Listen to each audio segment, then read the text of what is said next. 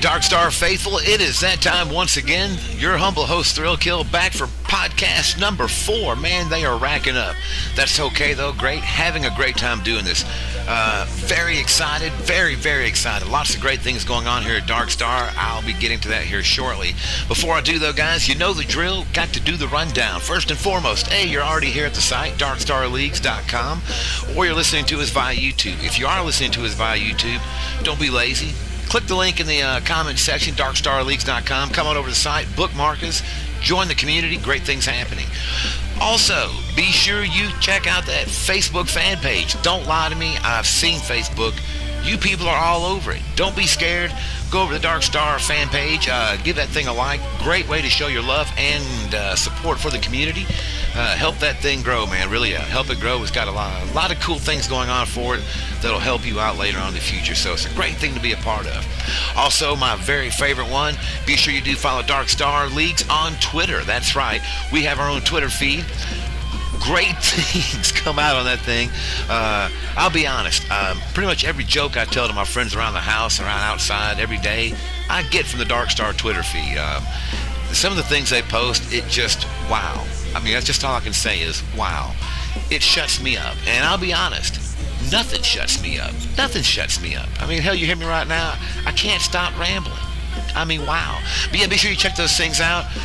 Like I said, just a great way to be involved, show some support. Also, like I said, guys, if you want to make a suggestion, or you have a clan or a software company, and you'd like to be involved in the DarkStar Podcast, be sure you leave a message on the forums. Let me know. We'll get back to you. Well, I'll get back to you. And we'll get something set up. I love to talk to people. Anyway, that said, I guess we should probably get to the show.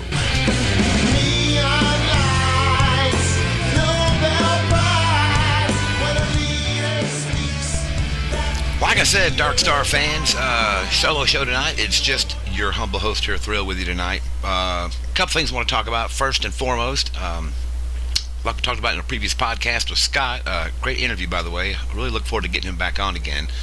But, great announcement. DarkStar Gaming and Entertainment has officially announced they are working on a game client. It's in full production right now. They went through a software company out of New York. Okay. Wow. That's great news, though. They talked to me. I got to talk to the coder a little bit. They let me do that to get some basics on the client. Really impressive stuff. Let's talk about it just a little bit. They showed me a concept model of the GUI that's actually posted on the DarkStar site, DarkStarLeagues.com.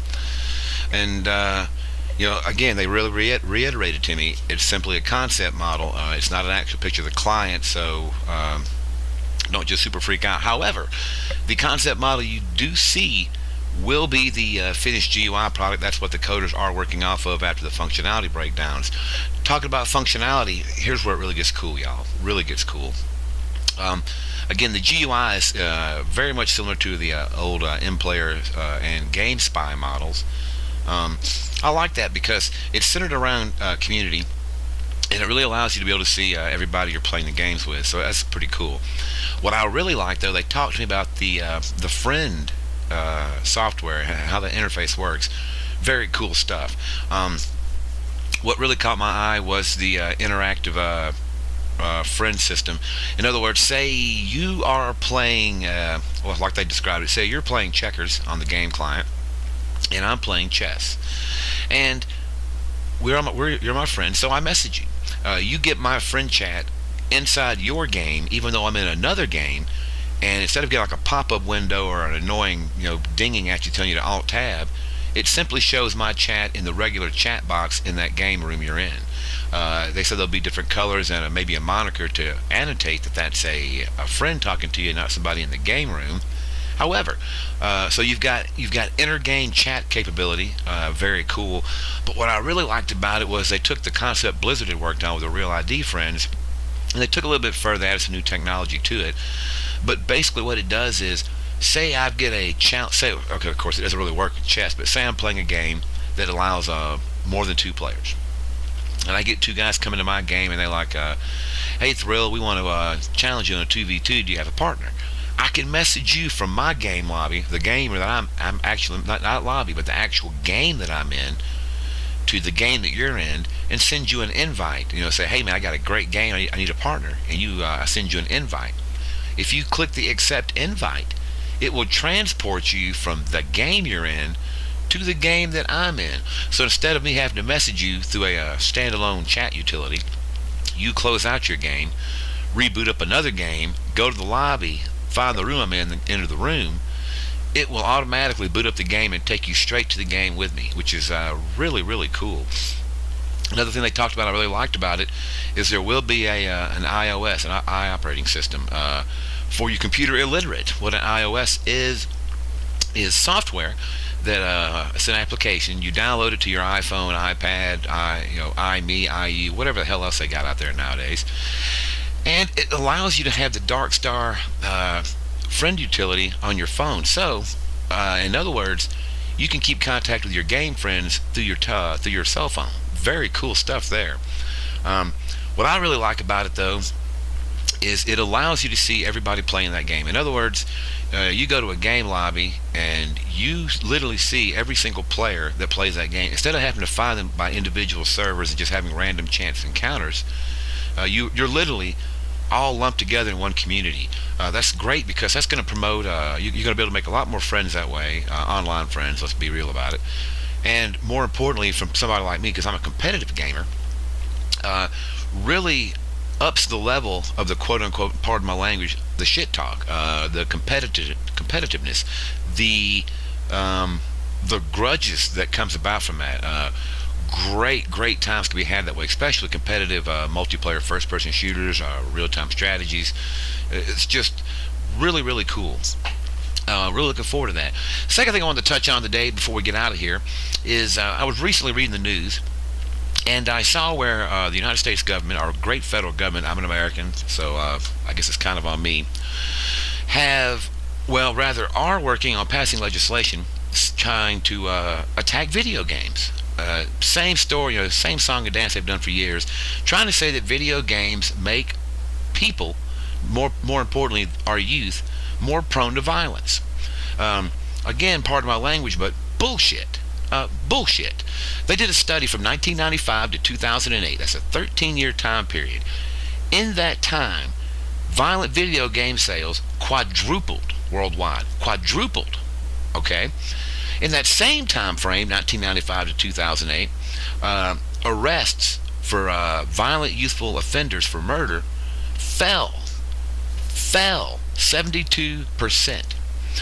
Arrests for violent use just for violent crimes fell 52%. So you've got violent video game sales quadrupling, and then you've got violent youth murders and violent crimes either cutting in half, dropping 50% to 72%. Now you tell me, with that fact in your face, how in God's name are you going to say violent video games make people violent?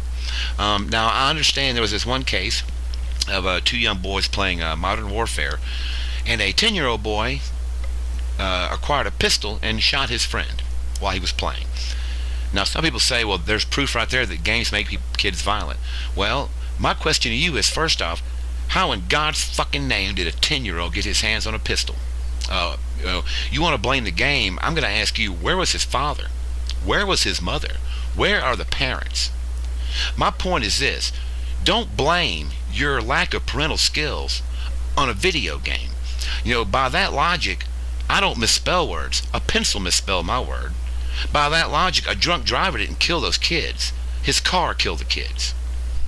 So we're going to ban pencils, ban cars? Give me a break. Give me a break. There was a senator, and now he had his faults, but that's beside the point. He's passed on too now, by the name of Senator Robert Byrd. And he made a most profound statement, very profound. And that was this: we are all entitled to our own opinions, but not our own facts. And that's the crux of it right there. You have a right to your opinion. That is your God-given right. But you do not have the right to take your opinion and try to pass it on to me as fact. It doesn't work that way, okay? So if you have a violent child, instead of blaming a video game or a TV or a rock star, whatever, How about you look in your own backyard? Maybe you're not paying enough attention to him. Maybe you're doing something to make him that way. Just food for thought from me. Well, once again, DarkStar fans, it is that time here. Hope you guys really, and gals, I keep doing that, I'm sorry. Ladies play games too, fellas, don't forget that. Hope you enjoyed the show. Hope you found it informative. Again, really exciting times here at DarkStar. Really exciting times. Really looking forward to that whole client deal. From my talks with the coder, Trevor, what I've gathered is they are about 4 months away from actual alpha internal testing. Make no mistake, again, they are in the testing phase. So it's a 10-month project. But the great thing about that is, the 10-month time frame, that includes alpha internal, closed beta, and open beta for stress. So in other words, in 10 months, they're going to have a full working client. And I just found out DarkStar will be at next year's E3 convention. That's in Los Angeles. World's largest video game expo every year, the E3 convention. They're going to be there. I'm trying to get them to let me go. You think I can talk them into it? God, I hope so. That'd be really cool. So hey, if you're gonna be if you're in the Los Angeles area next year around June for E3, be sure you go by and meet the DarkStar guys. It'll be cool. Hopefully, I'll be there. Probably won't, but that's just the way it goes. I'm just a slave to the grind. But anyway, that's not too bad.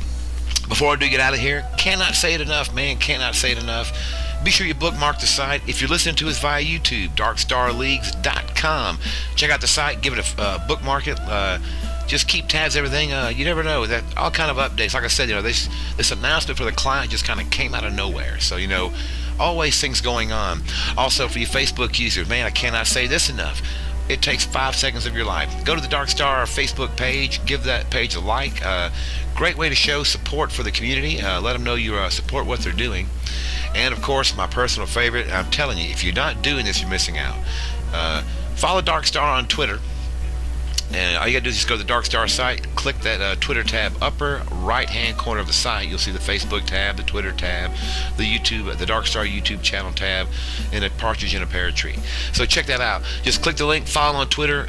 I'm telling you, man, great, funny things every single day from those guys. And every now and then you get a cool announcement. So keeps you in the know, and in the know's the place to be. I'd say more, but I'll be honest, I've kind of gotten in a pissed off mood talking about the government. So I guess I'll close with this one thing. Ron Paul 2012, y'all. This is Thrill, and I'm gone.